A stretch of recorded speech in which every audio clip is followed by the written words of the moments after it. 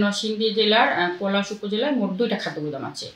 একটা হচ্ছে পলাশ উপজেলায় আর একটা হচ্ছে ঘোড়াশাল খাদ্য গুদাম। তো পলাশ খাদ্য গুদাম যেটা সেটা সম্পূর্ণ সুরক্ষিত আছে, কোনো সমস্যা নেই। আর ঘোড়াশাল খাদ্য গুদামে যেটা সেটার মধ্যে হচ্ছে আপনার 1, 2 এবং 6 নম্বর গুদাম আগে থেকে রিজেক্টেড।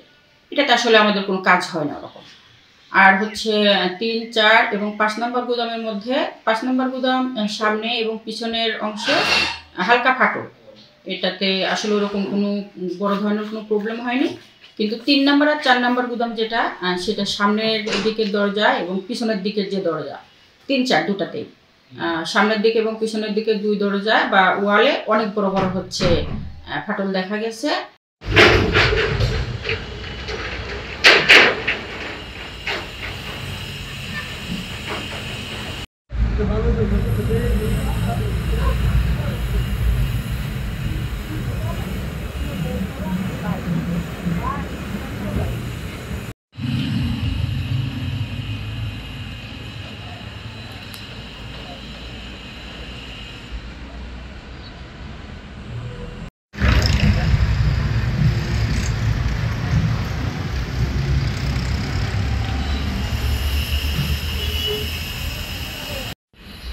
খবর হতে হয়, ডাইরেক্ট সম্পর্কিত সেটা খবর হতে হয়।